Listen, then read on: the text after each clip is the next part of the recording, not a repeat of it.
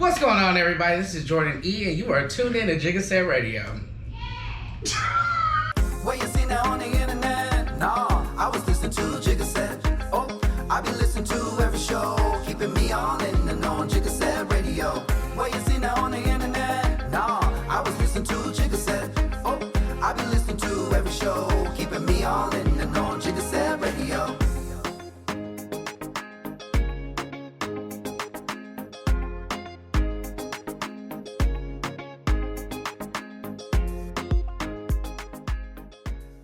What's going on, guys? Welcome to another episode of Jigga Radio. We're here yet with another guest, but before we get started, make sure you like, share, and subscribe to the podcast. Well, guess what, Jiggas? Because it's free. So, without further ado, we're going to introduce to the stage, because it is a stage, y'all. We're going to introduce Jordan, y'all. Y'all make some noise for Jordan. Welcome to the show. Thank you. How you feeling, man? I'm excited to be here. It's been a minute since I got a chance to run my mouth. Oh, already start cutting up. I'm here for it. So, we were talking backstage a little bit about how he hasn't really been vocal since COVID. Yes. So this is your outlet. This is your release, if you will. Yes, the last opportunity I had, I was speaking on a diversity panel for a nonprofit professional organization, and that was right before COVID hit. It was probably like in the fall, and then next thing you know, canceling all them flights, canceling all them vacations, all them plans, sitting down. Bruh. Let somebody else do it. Yes, get somebody else to do it. Right. Well, before we get into that, and we do want to hear about that. So before we get into that, let's talk about like where you from, your upbringings and everything. So let's talk about you. Let's talk about you for a second. Well, originally born and raised in Houston, Texas. Shout out to the H. My parents are both from Dallas, but my brother and I were born in Houston. Grew up basically half Houston, half Dallas, like in between. Okay. Going to visit grandparents, and then whenever Enron got shut down, we moved up to Dallas. So 2000, 2001, something like that. Yeah.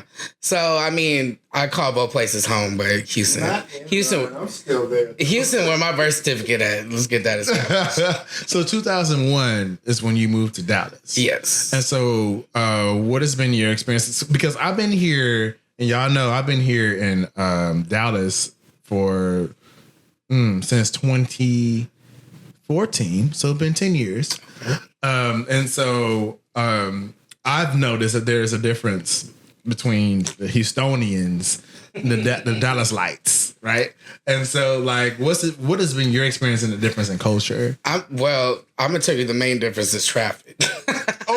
Look, because I am dead. traffic in Houston is a whole new ball game. But I mean, Houston is a very metropolitan city, like Yes. and just the way I grew Is up. Dallas not though? It is, but in a different way. Okay. I'd say, like, I have to remind people, Houston is the fourth largest city in this whole country. Is. And it's going to take you out to go anywhere you want to go.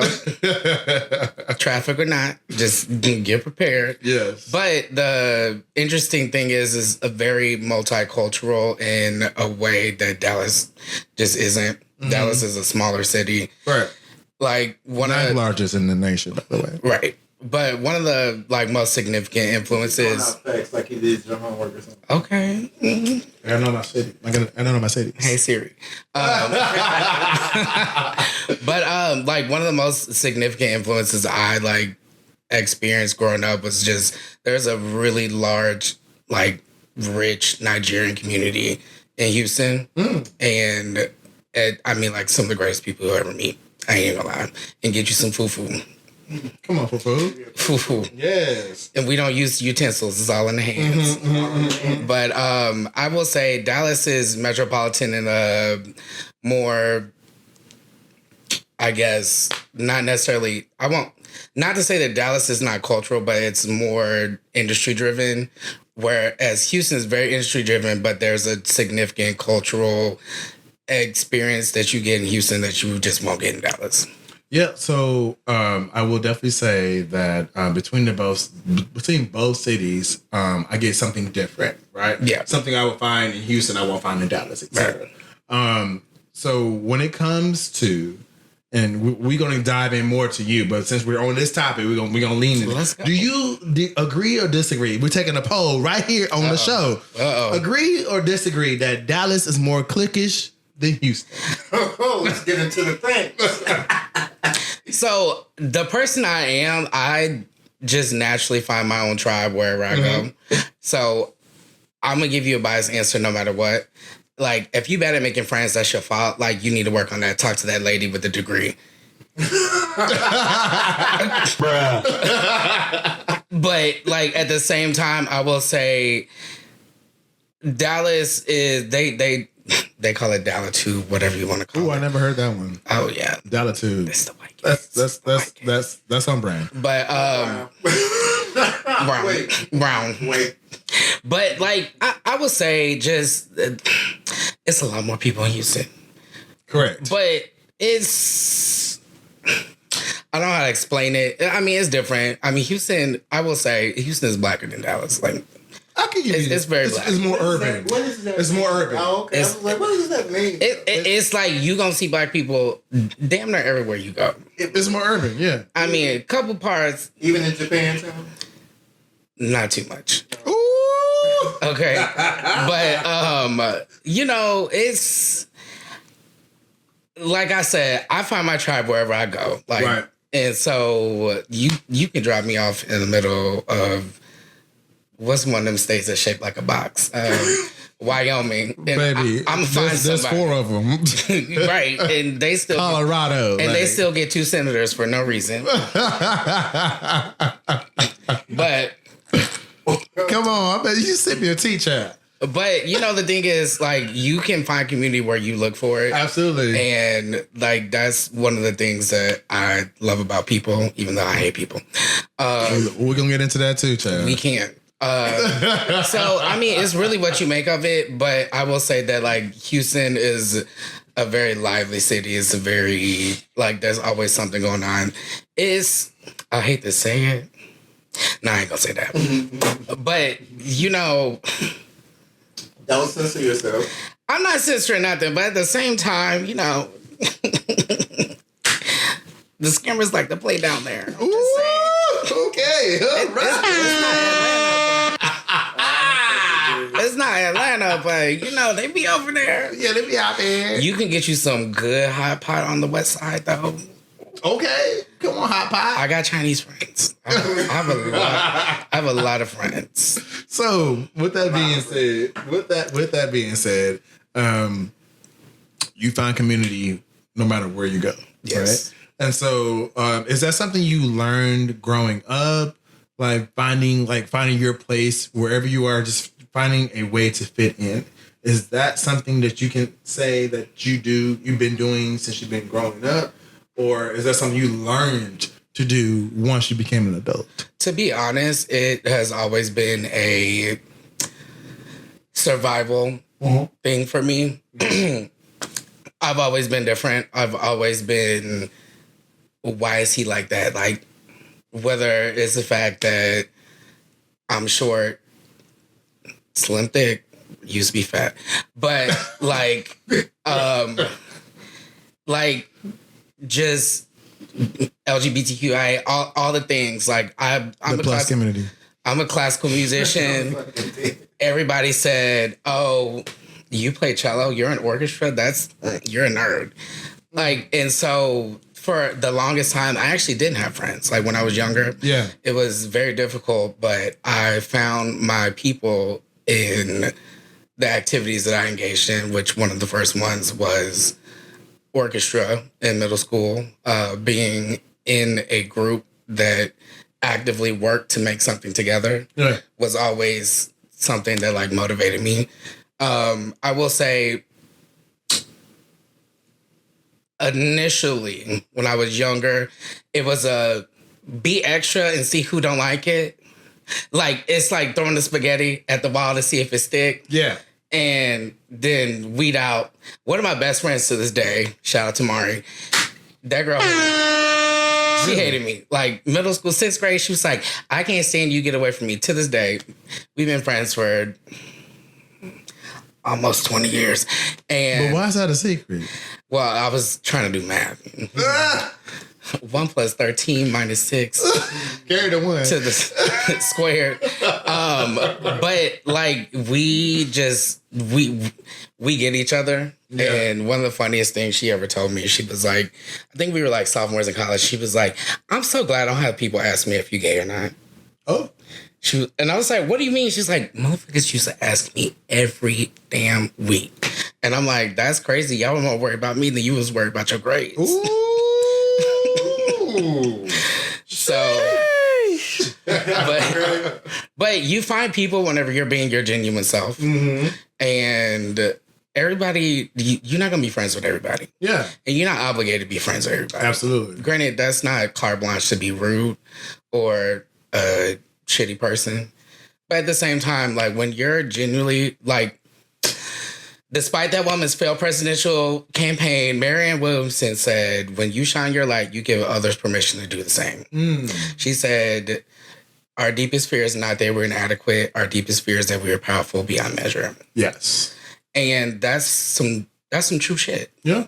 And a lot of people don't realize that. So once upon a time, I was in a leadership seminar, and it was called the Hero Theory. Mm-hmm.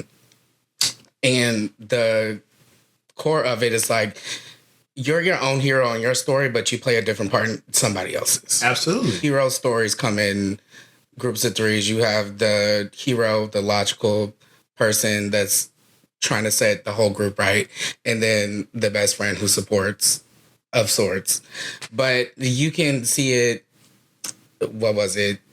Hercules, Pegasus, and Danny DeVito. Whatever his character was. It's all throughout literature. And the thing is, like, you're your own hero, but you're somebody's sidekick, you're someone's logic, you're somebody's villain, you're somebody's foil, which a lot of people don't get the concept of a foil. But the thing is, like, come on, let's talk about anti-heroes. Let's talk about Venom. Yeah. We tired of Spider-Man. Yeah. But at the same time, like, once you realize, like, the roles that you play, you can be a more conscientious person in just your interaction with people. Like, you don't always have to just be the role that you're in. Like you can actually do something meaningful without having to be the hero of a story. Right. You can help somebody. You never know. But well, so my thing is, because I'm a big superhero fan, so you're speaking to the right audience. Shout out. And shout out to the other superheroes fans that's out there. When it comes to being prescribed, when one feels like they've been put into a box, this is your role, things of that nature. Over time, as you've been growing through your adult pains and things of that nature, have you seen a successful story when someone went from being in this box and being able to change successfully to another role? Anti-villain, a hero, someone that went from being a villain to a hero. Have you been able to successfully being able to observe that? I mean, not to... Barbs, don't fuck with me. Not to be that person, but like Cardi B, like literally. So people like, oh, y'all just like her because she's on Love and Hip Hop. And that's a chop.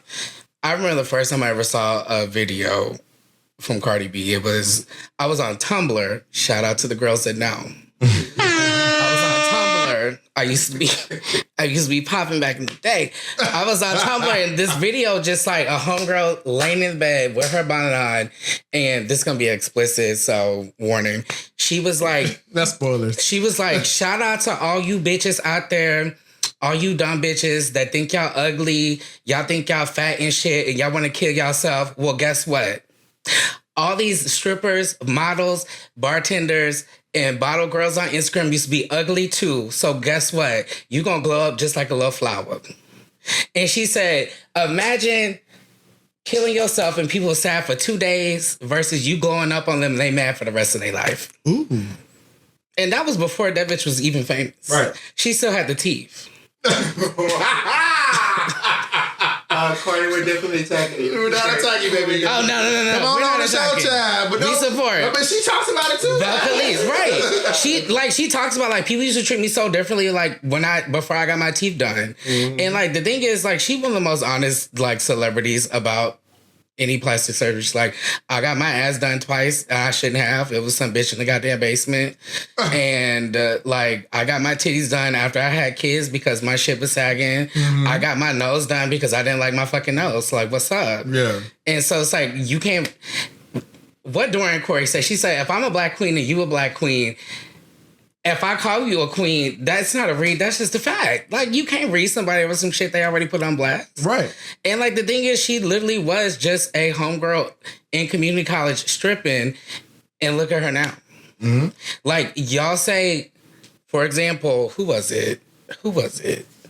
It was some rapper, and was like, oh, all these female rappers, all they want to talk about is shaking ass and they coochie and, like, this and that. I'm like, but y'all literally talk about the same shit, but you're mad because you're not popping and they are. Yeah. They're releasing bars that like y'all haven't even thought of, you wouldn't even think about. Right. But at the same time, like she went from like some literal random ass homegirl on the internet posting shit like, you think you ugly and you want to kill yourself. Well, guess what? You're going to glow up like a little flower to the number one hits on the Billboard. Like, talk about changing a narrative, changing a course that allegedly that's just who you are. That's your station in life. Right. So let's talk about you changing your course. So I'm pretty sure that you've had your glow up.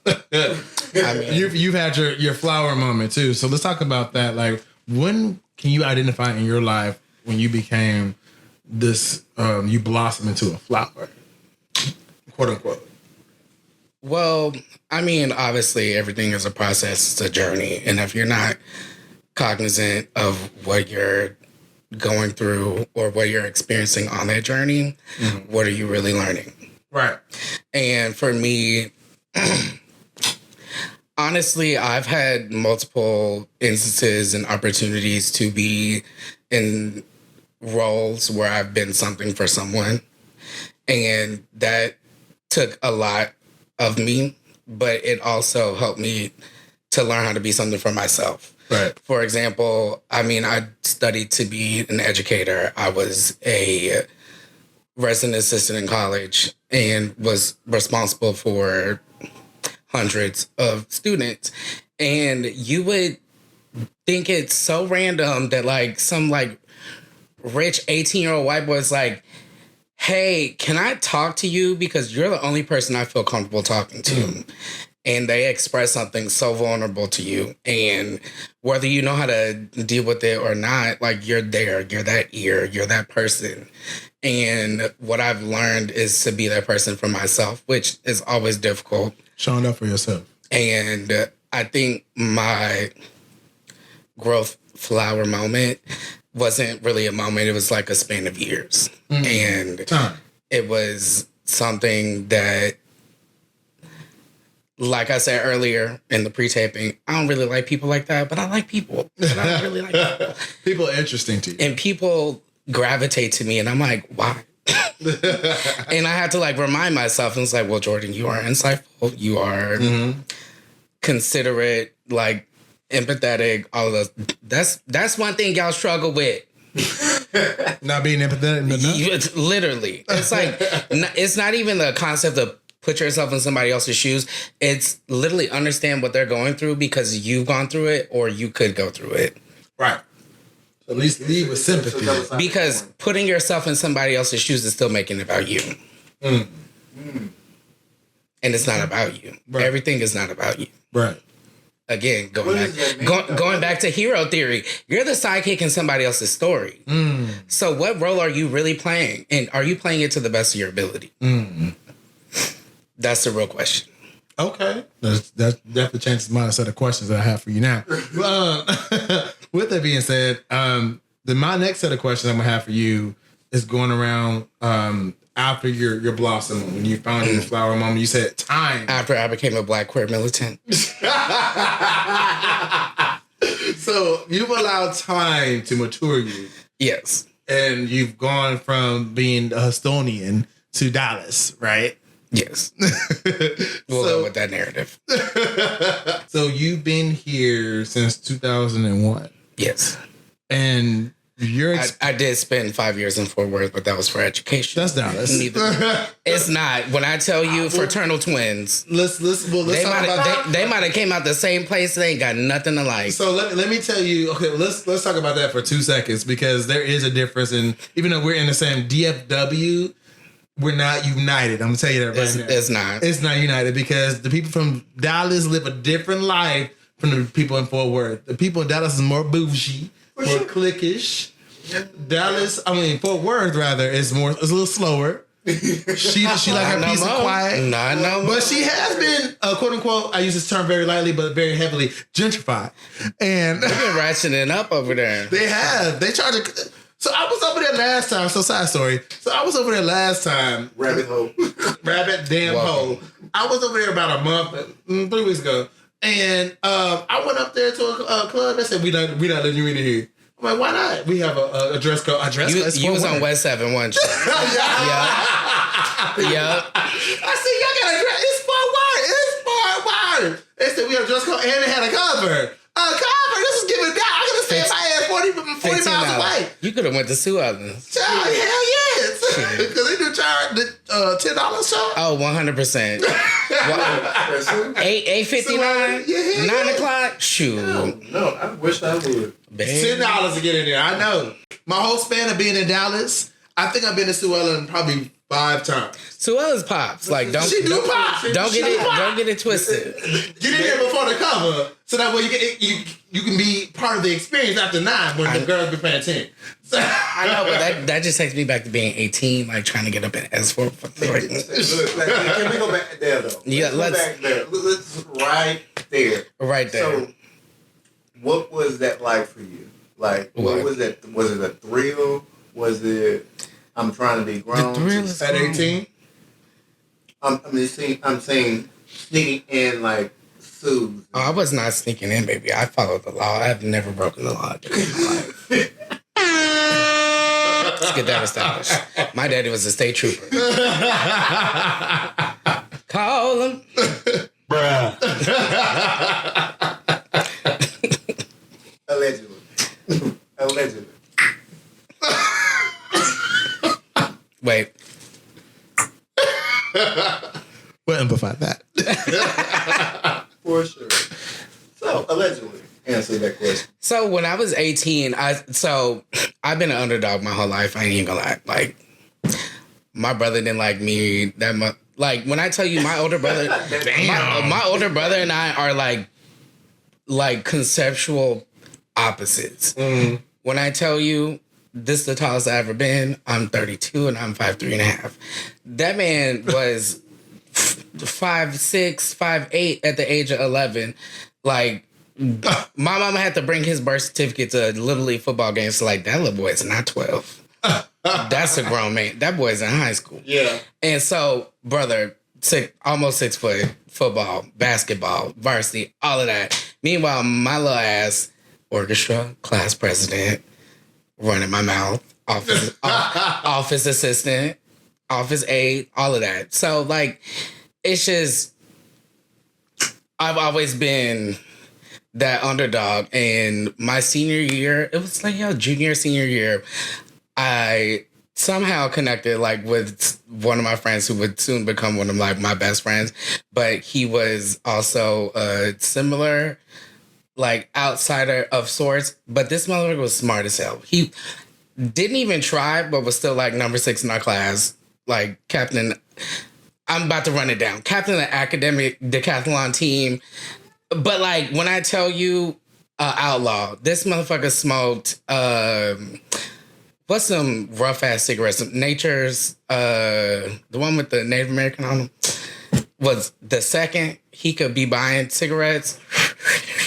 Just chain smoking, all of that. And, like, the thing was, there was no categorical reason why you would think Jordan and Brian would be friends, but we hated the same people. Like, let's be honest. And we both were like, I mean, I'm gay. And I was like, yeah, I was waiting to tell you. And so the second that we had like that moment, we're like, we're both 18. Bitch, let's go to S4. Exes and all of that. But the thing is, I got a black mom. I got a black daddy. Granted, they've been divorced since I was 5, but both of them motherfuckers is on the same page. It's like, you ain't gonna be out in these streets. You ain't gonna be doing whatever you want. This, that, and the other. You need to be home for the lights come on. All of that. But my best friend was white. And I'm like, white parents let you get away with anything. And she was like, his mom was like, hey, boys, what do y'all do tonight? And my friend would just be like, oh, you know, talking shit about people and ruining people's lives. And she would just laugh and walk through the kitchen. Yeah. The night that we were like, let's go to S4, she gave us the cover. Oh. Meanwhile, my mom thought we was doing the project. It was the project. The project was trying to get into the damn club. The project was trying to get them exes off before I got home. Shit. But, like, it was, like, a discovery of, like, damn. So, like, this isn't what Pastor Charles told me. Like, being queer is not just general flames and damnation.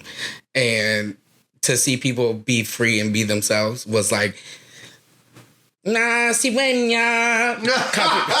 Copyright strike that. Like, Simba, everything the sun touches. And, like, it was really, like, some, like, liberating shit. Like, I'm not even gonna lie.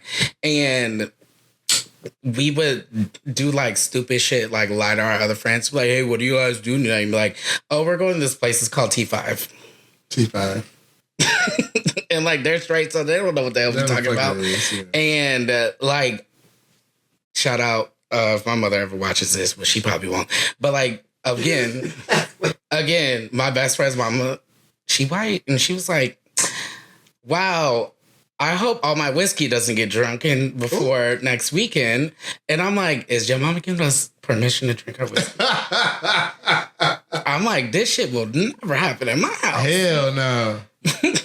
Like, what is going on? But, like, we also did, like, regular nerdy ass shit. Like, we used to play Magic the Gathering at comic book shops every Friday. Like, tournaments. I mean, I'm still in orchestra at this point. I should have been senior class president, but it was stolen. It was rigged. But that's for another episode. Kristen Rivera, I'm looking at you. Well, speaking of another episode, we want to learn more about you. Let's go. And so we're going to take a quick pause to have a word from our sponsors, y'all.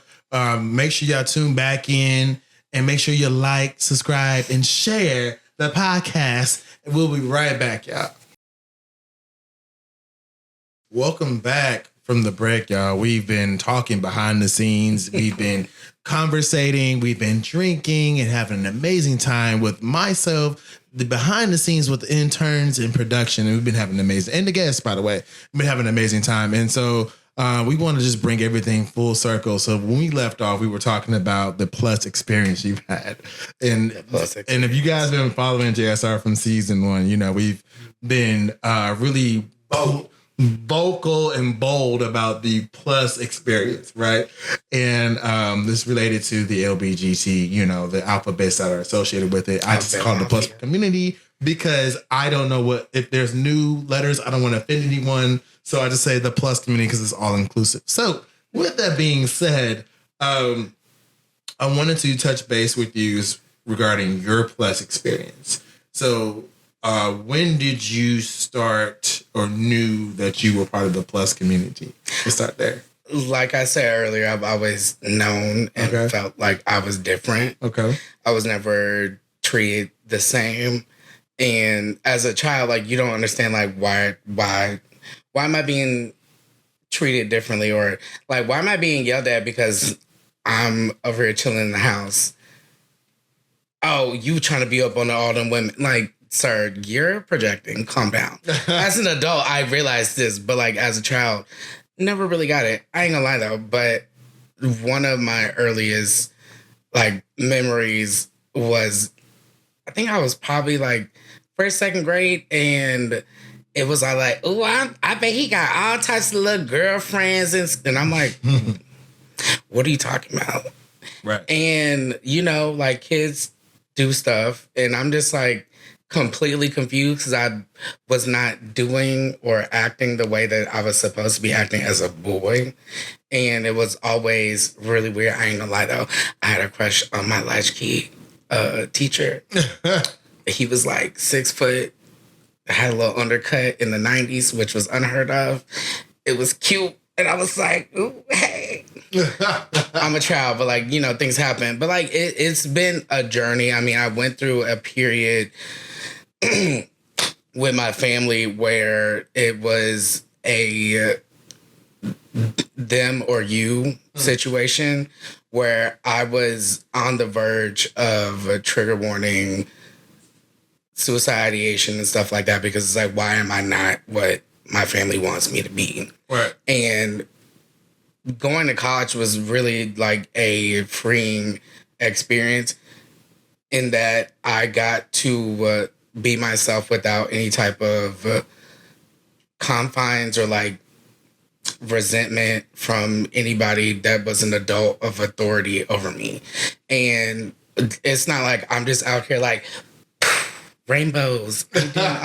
Like, no, but at the same time, it's like I did not feel the oppressive like nonverbals. Like a lot of people don't realize that like you communicate so much without saying a single word. Right. And I genuinely went through like a period of excommunication.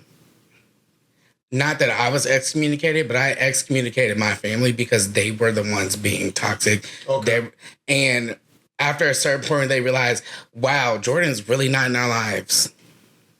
And they had to come through that reflection. And like, I made them, when I tell you, I walked up with a floor-length mirror and was like, look at yourself and look at what you're doing. Like, you are the reason. And the thing is, not like I'm tooting my own horn, but like, I know that like I'm a very intuitive, creative, loving person. And for you to be hateful to the point that I don't want to be in your life, I needed my family to realize like this isn't because I just want to be out in the streets. No, it's because you're being detrimental to me. Yeah. And I remember a conversation I had with my dad. He was like using weird ass language, and that's typically what parents that don't understand do. And he asked me, he's like, how long do you feel like you subscribe to homosexual lifestyle? And I'm like, sir, this is not GQ. I did not subscribe for 12 months. I don't pay $19.99 a year. Yeah. And I'm like, sir, I've always felt different. And like, I told my dad, I was like, I remember one of the moments you made me feel the most uncomfortable and unsafe in my life. And it was weird because like your parents, you should never feel unsafe around your parent. Right. And it was an experience that we were at a water park down outside of Houston that I don't even know if it's still open. And there were these blatantly like effeminate men who you would be like, oh, like they're gay.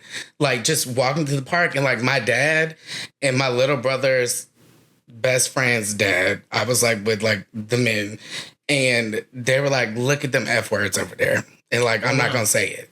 And my dad called them dirty sissy punks. Oh, wow. And I was probably like 10 or 12.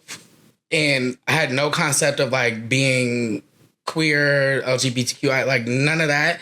But I just remember feeling like unsafe. Because of what your dad said. Right. And his partner. Right. And I'm like, I don't want to be here. Mm-hmm. I don't want to be around these people. Mm-hmm. And that was some shit that like stuck with me. And like with the exception of racists, barbs, and like general Republican operatives, I'd never want to make anybody feel uncomfortable or unwelcome. But that's exactly how my own father made me feel. And like going back to like the liberation of like going to college, like that was one of the things that I promised myself, that I was never going to let somebody make me feel like that ever again. And I was, one of my other like secondary goals was to be a open, safe place for anybody that ever felt that way, which I achieved. I honestly, like, I feel like I have achieved, like, just me as a person, but then also as being an RA, being an educator, being just who I am in interaction with people. Right. As a whole. And like it's been a journey, and my grandma's gone from like asking me weird ass questions like how often I go to the doctor as if I'm just a walking petri dish. Yeah, I can relate to that. To you're doing all right, that's good. Like, and you know, older people, they just that whole you can't teach an old that's some bullshit. Because every year you file your taxes is different. I'm just gonna say that. But like it's really been a concept of love and be loved.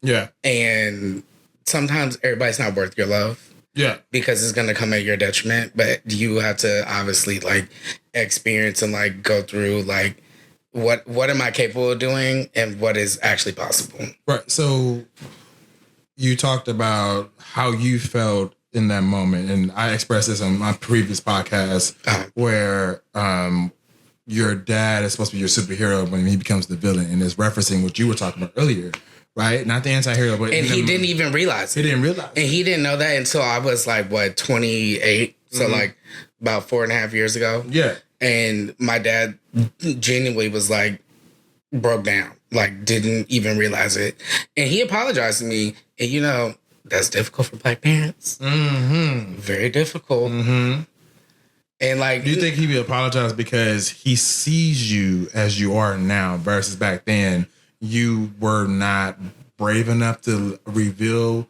what you were? Well, I was a child, so I wasn't. I wasn't full form. Like I haven't reached my like full digivolution. If you want to talk about it. Come on, shout out to Digimon. Shout out. Like I wasn't ultimate yet, but like at the same time, like he had to reconcile the period of time that like your middle child does not want to talk to you, does not want to associate with you, and does not want to be around you. And like that's because of you. Like that's not because I got an attitude, right. Or I'm just out here like because he couldn't blame it on. Oh well, you're going down a bad path in life, sir. I'm a music student in college. Yeah. I'm teaching. I'm doing things. Right. But you have to realize that you haven't seen your child in like almost 4 years. Right. On purpose. On purpose for you? For me. But he knew. For sure. Well, he knew something was up, but like the thing is... He didn't feel like he needed to go out of his way. Well, and like that's the thing. For him to go out of his way would be him admitting that he was wrong. But you just said earlier that he may not have known that he was wrong, right? Yes, but in that experience of my absence, granted, how do I put this? As a middle child, I was the stereotype of like, oh, he'll be all right. Because I was like one of the most, I have two brothers. My younger brother's my half brother. He's 7 years younger than me. My older brother is my full blood brother, but he's 2 years older than me. My older brother, not to disparage him, but homeboy was a walking tornado for the longest while. Like, and he, I mean, not to go too deep, but like he was like one of the most abusive people that like in my like adolescent life. And granted, most of that was not his fault because he was dealing with his own fallout from like our parents' failed relationship and then my dad getting remarried not long after. Right. All of that. But my older brother and I never really had a close relationship. My younger brother and I never really had a close relationship because he essentially grew up as an only child with my dad and my stepmom. And being the baby, all attention, whatever, whatnot, older brother, hella rebellious and like doing some crazy ass shit. Right. And then there's me. So being overlooked or just, oh, well, Jordan's not doing anything that like we need to like panic about. So that left me in a category of not being worried about. And then once my dad looked up and realized like, damn, I actually don't have a relationship with one of my three children. This is crazy. Yeah. And I think definitely speaking from, because me and my dad went through something similar, but it wasn't necessarily due to my sexuality.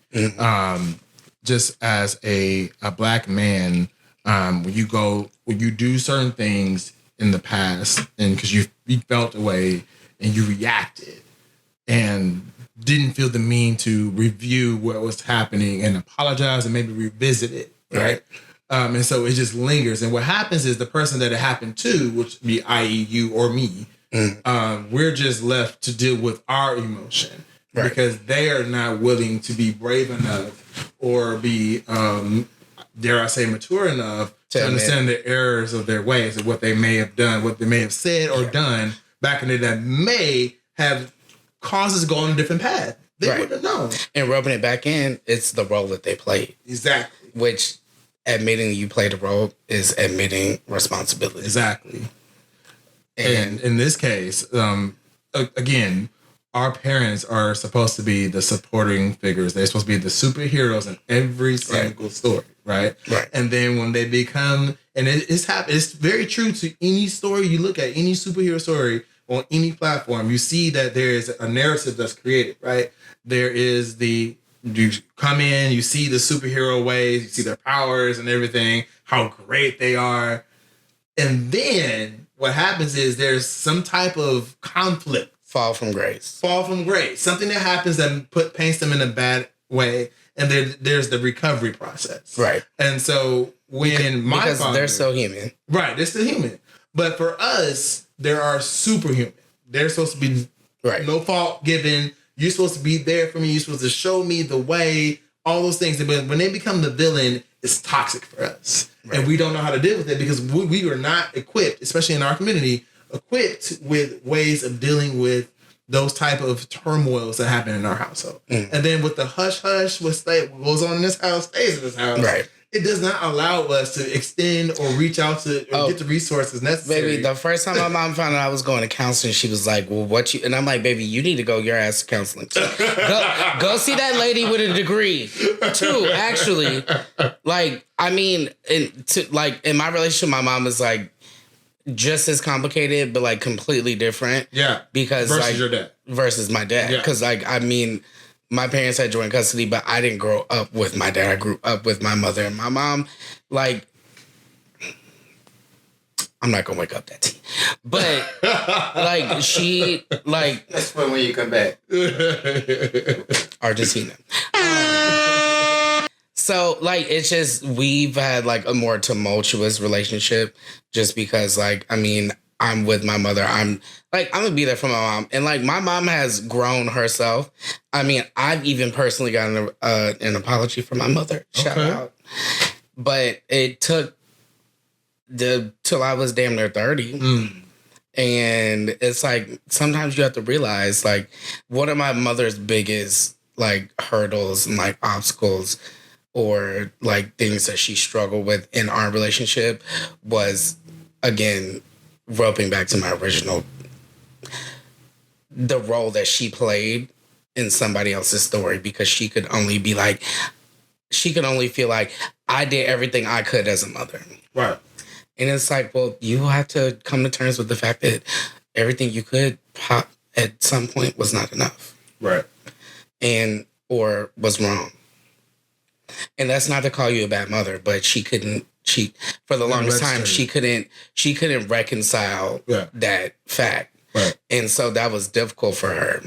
But our relationship has grown a lot more. And like granted, she still calls certain people my little friend, but how your little friend? Your little friend. Okay. But like we have like grown so much more because, again, not to throw my older brother under the bus, but that man lives in Houston and pops up whenever he wants and pops out whenever he wants. And I'm like here in Dallas. I'm like, when my mom calls me, I'm up and running. Mm-hmm. And like my mom has like, she gets sick often. Like she's got a lot of stuff going on. But it's like, ma'am, if you call me, I'm there. Like, and I remember the first time I felt comfortable, like as a young adult, telling my mom I loved her and not feeling forced. Mm. Because for the longest time, it was like, how do I say I love you whenever I don't feel loved? Right. because my mom was the one that, how did I feel as a mother because you're gay or you're queer or and it's like, again, you're making this about you and this is not about you. Exactly. It's not your story. It's not your story. That's a different book. Mm-hmm. That might actually be an encyclopedia that you haven't even read yourself. Got a little dust on it. Yeah.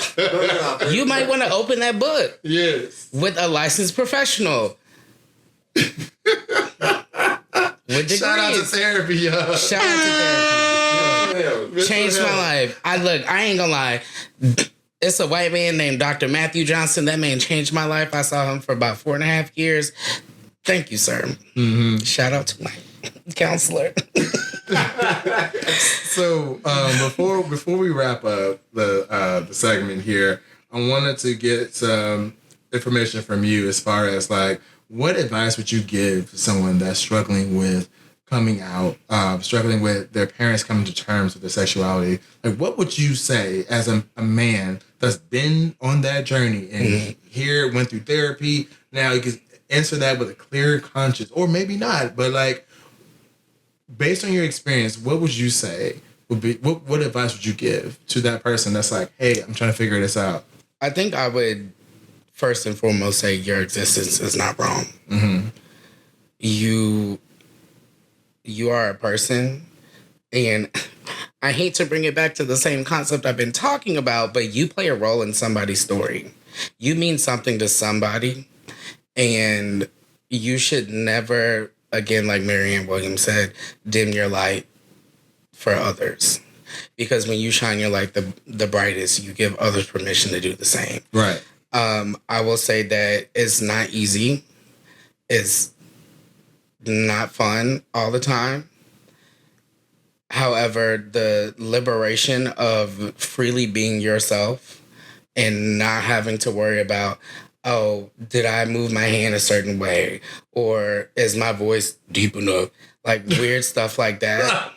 Not worrying about that and literally just being yourself is going to eternally be more satisfying and fulfilling than any other existence you can conceptualize trying to run under a radar that you were never supposed to be on. Right.